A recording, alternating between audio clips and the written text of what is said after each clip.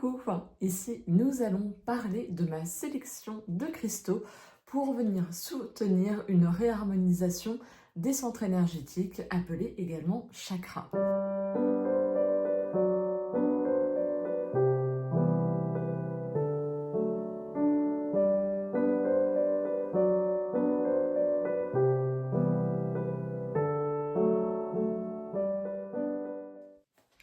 Tout d'abord, pour ceux qui ne me connaissent pas, je suis Charlotte. Je suis psychosophrologue et praticienne en Qin Sang et je me décris comme une déployeuse de bien-être. J'accompagne les femmes, les enfants et les adolescents à Sainte-Geneviève-des-Bois.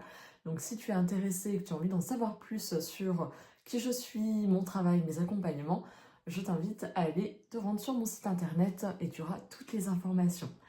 Ici, je vais aborder du coup les différentes pierres, mais déjà pourquoi les cristaux sont devenus à moi. Cela fait déjà un moment que j'utilise les cristaux bien avant d'être thérapeute et du coup d'accompagner. Ça m'a toujours attirée, parlé aussi loin que ça remonte, même durant mon enfance, aller ramasser les pierres et sentir qu'elles avaient un certain pouvoir était déjà bien présent en moi. Et il se trouve que suite à ma formation en sophrologie, déjà les pierres étaient toujours présentes, mais j'ai eu l'occasion de venir me former aux soins énergétiques du féminin sacré.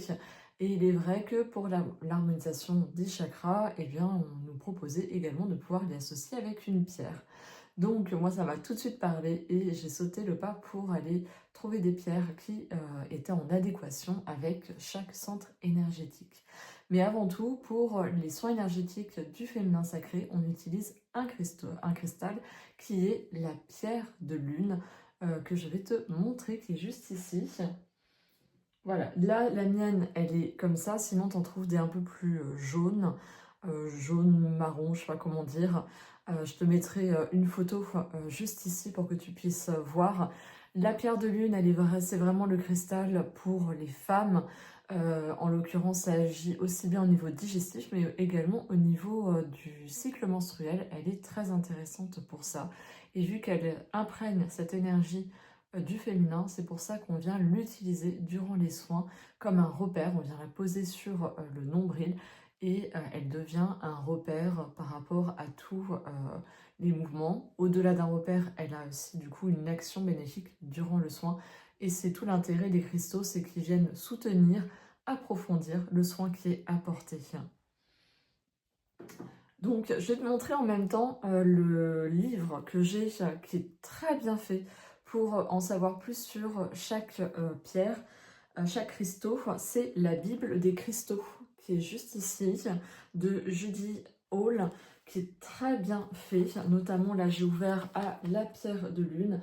On te donne la caractéristique avec la guérison et notamment la position qu'elle peut avoir sur toi, quoi. Donc c'est hyper intéressant parce qu'en même temps ça te permet d'ouvrir des choses et de pas être uniquement centré. Après tu choisis ce qui toi te parle dans la pierre et l'utilité que tu vas avoir pour toi. Mais en tout cas c'est un livre qui est très bien fait, qui te montre les différentes couleurs aussi qui existent d'une même pierre. Ça viendra les répertorier. Et en tout cas pour moi c'est mon livre référence que je recommande. J'en ai également un autre qui est de Aurore Widmer, La magie des cristaux, que je trouve aussi très bien fait dans le sens où elle vient mettre un message. Elle est pour vous aussi, rituel d'ouverture du cœur, quand l'utiliser, et une petite fiche d'identité. Tu vois, c'est assez intéressant la manière dont elle vient l'aborder. Et j'apprécie aussi me référer à ce livre. Donc on va dire que ce sont mes deux livres à référence. Alors nous allons poursuivre le chemin cette fois à travers les 7 centres énergétiques, les 7 chakras. Et je vais commencer par le premier chakra qui est le chakra racine. Pour celui-ci, eh bien j'ai sélectionné le cristal de jaspe rouge qui est comme ceci. Le voici. Donc celui-ci, comment je viens l'utiliser? Eh bien, soit je le mets en général entre les jambes de la personne, c'est-à-dire un petit peu au-dessus des genoux, juste posé pour qu'elle puisse irradier son pouvoir d'ancrage. Elle est vraiment reconnue pour ça, elle vient ancrer, elle vient réharmoniser aussi autour de l'aura à la base. Donc elle est vraiment très intéressante cette pierre. J'ai un petit descriptif, peut-être que ça pourra t'intéresser, que j'avais eu à la Roche-Mère, qui malheureusement va bientôt fermer, mais qui ont une très belle sélection de pierres dans lesquelles tu peux aller, qui est sur Paris. Jaspe rouge, premier chakra, réveil du concret, ancrage, réalisme, simplicité, reconnaissance de sa nature physique, voire les pieds sur terre. Donc vraiment, elle vient apporter une bonne assise et aider les personnes qui ont du mal ou qui n'ont pas beaucoup de terre ou qui ont du mal à venir s'ancrer, qui sont beaucoup là-haut, de venir retrouver une assise. Donc ça, elle est puissante, jaspe rouge, vraiment très bien pour revenir au corps physique aussi notamment, revenir dans, j'en dire même dans l'instant présent. De toute façon, dès qu'une pierre elle est foncée, il y a un côté aussi protecteur. Et dans la Bible, le jaspe rouge stimule en douceur, ancre l'énergie et rectifie les situations injustes, met en évidence les problèmes avant qu'ils deviennent excessifs et offre des aperçus sur les situations les plus difficiles. Excellent chapelet pour calmer les émotions en l'égrénant. Placée sous l'oreiller, aide à se souvenir des rêves, donc elle stimule le chakra racine et facilite la renaissance, purifie et stabilise l'aura, consolide les frontières de l'individu, fortifie la santé, renforce et détoxifie le système circulatoire, le sang et le foie, dissout les blocages hépatiques et biliaires. Donc la position pour le chakra racine ou selon les besoins, bien évidemment, c'est juste une position qui peut être donnée, mais en tout cas moi elle me parle très bien en chakra racine. À présent, nous allons passer au chakra sacré qui se situe 10 cm en dessous du nombril. Le chakra sacré est relié à notre pulsion sexuelle, pulsion de vie. Et pour cela, j'ai associé le cristal de cornaline qui est juste ici. Je l'aime beaucoup, la cornaline. C'est la pierre vraiment pour moi du féminin par excellence. Elle est vraiment soutenante au niveau des énergies. Elle aide à gagner une meilleure fluidité, notamment au niveau du bassin. Elle a, je vais te dire notamment le petit descriptif, mais en tout cas, je la trouve hyper agréable. Vraiment, dans cet espace-là, elle est bénéfique par rapport à ce qu'elle apporte. Et donc, la cornaline, sur ma petite carte La Roche-Mère, a deuxième chakra, acceptation de son corps, réparation émotionnelle en relation au corps, retrouver son corps en douceur, rouvrir à la joie et la spontanéité. Donc voilà, c'est bénéfique pour les personnes qui se sentent coupées de leurs sensations, qui vivent beaucoup sur le plan mental, par besoin de contrôler leurs sensations, qui ressentent peu et qui ont besoin de retrouver une relation joyeuse et détendue avec leur corps. Donc c'est hyper intéressant, elle peut être aussi un soutien pour ceux qui n'arrivent pas à concevoir un enfant et ouvrir du coup la fertilité. Et ceux qui se sentent mal à l'aise dans l'intimité physique et sentimentale, elle est aussi vraiment bénéfique. Donc elle a de belles propriétés et je trouve qu'elle a une très bonne place au niveau du chakra sacré. Ensuite, nous allons poursuivre avec le chakra du plexus solaire qui se situe juste en dessous de la pointe du sternum. Ce chakra-là, eh bien, je l'ai associé à l'œil du tigre. Oui, que je ne dise pas de bêtises, l'œil de tigre. C'est une belle pierre, tu vois, dans les tons marron, elle fait presque penser à du bois, œil de tigre. Et elle a un côté protecteur, notamment sur cet espace. Le plexus solaire, c'est là où vient s'exprimer, passer notamment les émotions. Et donc, elle vient vraiment aussi donner une forme de confiance. Elle est soutenante, elle est protectrice, mais en même temps, elle est soutenante pardon, dans la confiance en soi. Voici ce qui est écrit sur ma petite carte. Persévérance, motivation, endurance, engagement, avancer en sécurité avec courage, prendre sa place. Et donc voilà, elle aide vraiment ça aussi à venir... ouais, il y a ce côté d'assise vis-à-vis des autres. Là, vraiment, c'est plus vis-à-vis de l'environnement, de l'extérieur, de la connexion à l'autre. Donc elle est très bien, notamment pour ceux qui sont terrifiés par le jugement des autres, ceux qui ont besoin de courage pour entreprendre, alors qu'ils traversent par exemple un moment de fragilité. Voilà, il y a un peu ce côté tigre qui vient t'habiter à ce moment-là. Et voilà, je la trouve intéressante. Il y en a d'autres. Je pense peut-être à la citrite qui peut être intéressante au niveau du plexus aussi, mais en tout cas par rapport aux femmes que j'accompagne, souvent celle-ci, l'œil de tigre a du sens. Et donc je vais te lire, juste pour que tu puisses voir un peu comment c'est dans le livre de Aurore Widmer, La magie des cristaux, le message qu'elle a associé à l'œil de tigre. Donc elle le dit stimulant et elle le nomme, c'est l'amulette que j'offre à tous mes amis masculins car il renforce la force et le courage. Et je trouve que pour les femmes aussi, ça cite très bien. Son message, l'œil de tigre, pierre protectrice et solaire, stimule l'estime et la confiance en soi. Il vous montre que vous êtes le seul ou la seule en droit de déterminer votre valeur. Ce n'est pas le regard des autres qui vous définit. Il favorise la prise de décision et la justesse dans tous les projets professionnels. Cristal d'affirmation et de protection, il dissout les dépendances affectives et vous apprend à vous entourer de proches qui vous méritent et vous soutiennent. Grâce à lui, vous saurez déterminer vos aspirations et vos vrais besoins, faire le tri entre les désirs et la réalité. Avec ses polarités yang et son énergie d'action, cette amulette des timides et des procrastinateurs. Mais oui, elle met en mouvement. Je pense que du coup, elle aide à remettre en mouvement ce plexus solaire qui des fois peuvent être bloqués, fermés, parce que il y a eu des choses denses. Et donc, il y a un peu cette perte de confiance en soi. Donc, elle est parfaite pour le plexus solaire. À présent, nous allons passer au chakra du cœur qui se situe entre les deux seins. Ce chakra du cœur, bien évidemment, pour moi, c'était une logique. Je l'ai associé au quartz rose. Le quartz rose, pour moi, c'est une pierre doudou. C'est une pierre douce, d'amour inconditionnel qui vient apaiser toutes les, comment on dirait bien, consoler le cœur, hein, toutes les histoires de cœur qui ont pu se finir. Donc effectivement, là, pour la roche-mère, il l'associe au 4e chakra. Douceur et protection maternelle, apaisement des peurs et des appréhensions émotionnelles, retour à l'enfance, sérénité. Donc ça permet vraiment de dépasser quelque part peut-être une certaine rigidité qui a pu se mettre dans le cœur ou une certaine fermeture qui a pu se faire à ce niveau-là. Et ça vient permettre de aussi développer cette notion de paix à l'intérieur de soi, de retrouver du calme aussi. Et elle apporte cette chaleur, cet amour aussi.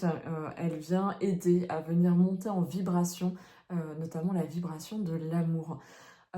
Donc voilà, j'ai pas trop parlé de la taille des pierres, mais très honnêtement, par expérience, c'est pas parce qu'elle est toute petite qu'elle ne fera rien. Des fois, notamment quand on est en soins énergétiques, je viens poser la pierre et la personne ne voit pas la taille de la pierre et donc elle va que percevoir quelque part son énergie. Et il est vrai que des fois, une pierre comme ça, on peut avoir l'impression qu'elle est beaucoup plus imposante, alors que pas du tout. Et que ça va être vraiment uniquement la sensation, en fonction aussi du déséquilibre qui peut être présent ou du besoin, qui a, du moins présentement au niveau de cet espace du corps. Voilà pour le quartz rose. Alors, pour le 5e chakra, donc, qui est le chakra gorge, j'ai sélectionné l'apatite bleue, tu vois, c'est un bleu, presque bleu canard, je trouve, au niveau de la couleur. Elle correspond aussi au 6e chakra, pardon, donc au chakra frontal qui est juste ici. Donc ça permet, d'après La Roche-Mère, cohérence de la pensée intuitive, apprendre à exprimer ses intuitions, clarté mentale, se rappeler et reformuler les rêves de la nuit. Pour ceux qui ont du mal à verbaliser aussi leurs idées, qui ont besoin de renforcer leur capacité d'expression à travers l'écriture ou de l'enseignement, ils suivent un parcours thérapeutique et cherchent à faire surgir et exprimer les mémoires et les souvenirs, qui désirent développer leur perception et les souvenirs de leurs rêves. Elle est vraiment excellente au niveau du chakra de la gorge, vu qu'elle va vraiment aider à cette expression. Tout ce qui peut être en travers de la gorge, tout ce qui peut être bloqué, elle viendra soutenir dans ce travail-là. L'apatite, j'ai pratiqué mes premières méditations avec elle. Je ressens une profonde sérénité lorsque je la tiens dans mes mains. Et elle m'aide à me recentrer. Donc l'apatite, c'est un symbole de connexion entre la matière et la conscience. L'apatite vous invite à exprimer votre vérité. Puissant catalyseur énergétique, elle vous entraîne dans de profondes méditations avec vos guides et vous aide à comprendre la symbolique de vos rêves. Elle aiguise votre parole et vos intentions pour vous permettre de manifester vos besoins le plus finement possible. Elle dissipe le négatif, vous fait rayonner de joie, vous aide à trouver et développer votre propre cadre de vie. Elle vous donne la capacité à trouver en vous les ressources créatives pour vous adapter et rebondir lorsque tout semble confus ou perdu d'avance. Donc voilà, elle est vraiment très intéressante comme pierre, tu vois, tu peux vraiment aller au-delà. Moi, évidemment, je l'associe au chakra. Chose aussi que je ne t'ai pas dit, c'est comment est-ce que j'ai l'utilise, ce que j'ai dit juste pour le chakra racine, vu qu'on ne peut pas, on va dire, poser directement sur le chakra racine.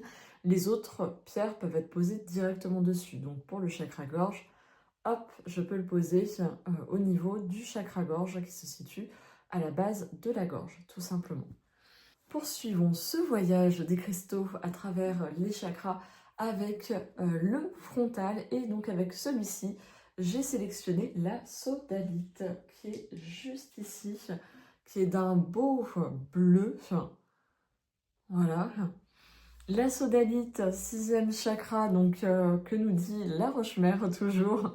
Concentration, harmoniser l'activité mentale, prendre du recul, se rafraîchir les idées, revenir dans le présent, apaisement des appréhensions. Pour ceux qui ont besoin de trouver un équilibre émotionnel, qui veulent calmer le mental, qui projettent continuellement leurs pensées vers le futur, créant ainsi inquiétude et appréhension. Pour retrouver une compréhension réaliste dans le présent. Donc elle est excellente pour venir apaiser quelque part le mental, vu que je sais que j'ai souvent mes consultantes qui ont un mental très présent parce qu'elles ont beaucoup de responsabilités, il y a beaucoup de choses aussi qui leur incombent et elles se soucient de l'avenir. Et c'est vrai que celle-ci, elle est excellente pour venir soutenir cet aspect-là, venir calmer le mental, tout en permettant du coup à l'intuition de prendre sa place aussi. Et donc toujours dans le livre de Aurore Widmers, vu que je trouve c'est associé, autant la Bible des cristaux est plus associée, on va dire, soit à l'énergie globale de la pierre et de façon spécifique au niveau physiologique, qu'est-ce qu'elle vient apaiser en termes de mots. Aurore Widmer, là, va mettre en avant quelque part une dimension purement énergétique, spirituelle, émotionnelle. Elle va plus axer dessus. Donc pour la sodalite, elle la nomme également l'éveillée. Donc lorsque je dois écrire, elle m'accompagne divinement afin d'allier mon intuition et mes capacités de synthèse. Son message, la sodalite, crée un pont entre votre mental et votre intuition pour vous permettre de capter et analyser les signes de l'univers vous envoie. Elle développe la fidélité à votre être profond, ainsi vous cessez de vous mentir, vous identifiez votre véritable mission et vous suivez votre propre chemin, peu importe s'il sort des sentiers battus. La sodalite intensifie vos méditations et élimine les questionnements, la peur et les projections, donc vient calmer le mental. Elle vous invite à vous faire confiance, vous permet de sentir ce qui est juste pour vous et quelles sont les bonnes personnes dont vous entourez. Ainsi, vous n'aurez plus peur d'être blessé. Donc, elle vient vraiment clarifier les choses, clarifier ses relations, clarifier tout ce qui, quelque part, te tient à cœur et t'amène à venir faire confiance à ton canal intuitif. Enfin, nous allons finir avec la pierre que j'ai sélectionnée pour le coronal qui est juste au sommet du crâne. La couronne qui t'amène à te connecter à plus grand que toi.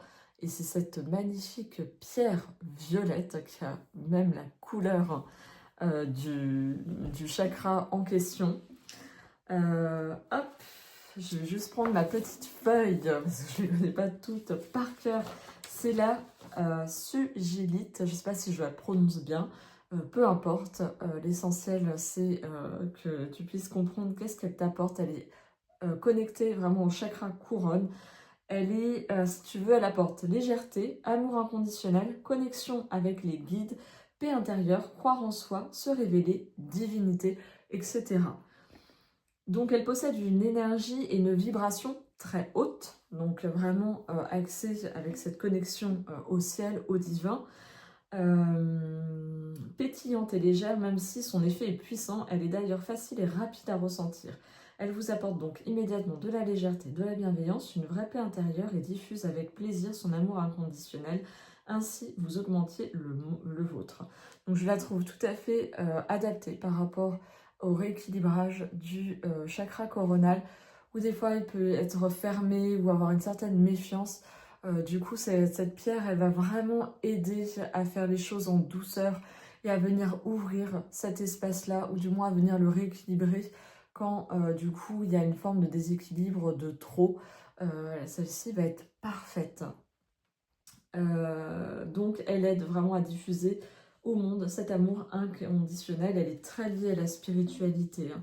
C'est ce qui est du moins noté. J'avais même mis dans ma Bible aussi la sugilite. La guérison soulage particulièrement bien la douleur. Tu vois, la manganèse contenue dans la sugilite élimine les maux de tête et les malaises sur tous les plans, soigne l'épilepsie, les troubles moteurs, aligne les nerfs et le cerveau. La sugilite couleur claire purifie la lymphe et le sang. C'est hyper intéressant aussi d'un point de vue concret, quoi, physiologique, ce que ça peut apporter. Je trouve ça très riche. Tiens, je vais regarder si Aurore Wilmer en parle de cette pierre. J'ai l'impression que non, elle ne l'a pas, tu vois, elle ne l'a pas sélectionnée dans sa sélection de pierres qu'elle utilise. En tout cas, moi, je l'ai découvert un peu par hasard et c'est vrai que je la trouve parfaite pour cet espace. Nous allons finir par une dernière pierre que je peux venir utiliser sur le chakra sacré, qui est aussi intéressante, c'est la holite. Hop, juste ici, tu vois, c'est une pierre blanche. Elle est intéressante pour quand ma consultante se sent un peu coincée au niveau du bassin, qu'il y a une forme de rigidité dans le bassin. Elle va venir aussi participer. La cornaline aussi, mais elle, du coup, peut-être sur un autre aspect. Et je vais te dire ce qu'il y a écrit. Donc, elle est associée au deuxième chakra. Être connecté à son corps et sensations, se détendre dans le bassin, accueillir le calme jusqu'au corps, sortir de la rigidité corporelle. Donc c'est pour ceux qui désirent découvrir ou ressentir leur corps en simplicité, qui souhaitent découvrir l'état de calme au niveau physique, qui pensent peut-être que l'intelligence est uniquement mentale, alors qu'il est possible de découvrir la richesse du ressenti intérieur pour lâcher prise. Donc elle est intéressante parce qu'elle a d'autres subtilités que n'a pas la cornaline, et pourquoi pas. Moi en tout cas j'utilise vraiment mon intuition quand je fais en soin. Je me connecte de cœur à cœur avec toi et du coup je vais sentir qu'est-ce qui est le plus juste, qu'est-ce qui fait que du coup je vais aller plus vers telle ou telle pierre sur l'instant T. C'est vraiment l'intuition qui fait que je sens que c'est ça, et puis après on fait des ponts en fait ensemble pour saisir ce qui a pu se jouer ou par rapport à l'échange qu'on a pu avoir juste avant. Voilà, et bien écoute, je t'ai présenté les cristaux que j'utilise pour réharmoniser, participer à soutenir la réharmonisation des chakras, des centres énergétiques.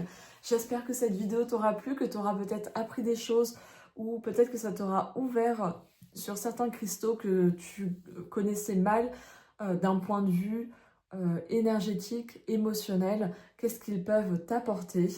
Donc, comme je te le dis, soit tu peux le poser directement sur l'endroit qui correspond au centre énergétique, comme tu peux venir méditer avec en te reliant avec l'espace énergétique, c'est-à-dire en la mettant dans ta main et venir te relier par la pensée au niveau du centre en question, comme tu peux venir l'avoir dans ta poche avec toi la journée pour venir apporter un soutien là où tu en as besoin. Tu peux aussi dormir avec en la mettant sous l'oreiller, elle pourra apporter certaines choses.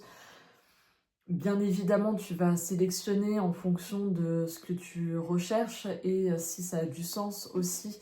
Je pense qu'il faut vraiment aussi s'écouter et voir qu'est-ce qui fait sens pour toi et ne pas forcément dire « Ah, le spécialiste dit que c'est comme ci, comme ça ».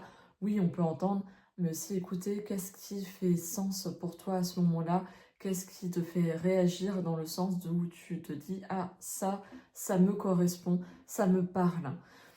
Voilà, écoute, je pense que j'ai fait le tour par rapport aux cristaux. Comme tu vois, moi, c'est posé sur une fleur de vie en bois. Ça vient les recharger. Je les nettoie sous l'eau avec l'intention de venir évacuer ce qui a besoin d'être évacué, pour venir les nettoyer. Des fois, ça peut être à la pleine lune, avec directement sur la terre. Il y a plein de façons de faire là aussi. Il y a les puristes qui te diront de certaines manières faire comme ci, comme ça, d'autres d'une autre façon encore. Là, pareil, moi je suis plutôt de la team écoute ce qui fait sens pour toi, euh, tout en étant cohérent et en même temps, il y a vraiment cette forme d'intuition qui est très importante. Bien sûr, certaines pierres n'iront pas sous l'eau, celle-ci, il n'y a pas de contre-indication et c'est pour ça que je le fais ainsi. Mais pour moi, l'intention va primer avant tout. Après, oui, il y aura peut-être des choses qui seront peut-être plus efficaces que d'autres, et c'est ok.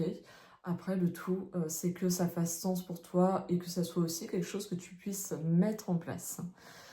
Voilà, n'hésite pas à mettre un pouce pour soutenir ma chaîne, comme je te disais juste avant. Mets-moi en commentaire celle qui te parle le plus, la pierre vraiment qui t'appelle.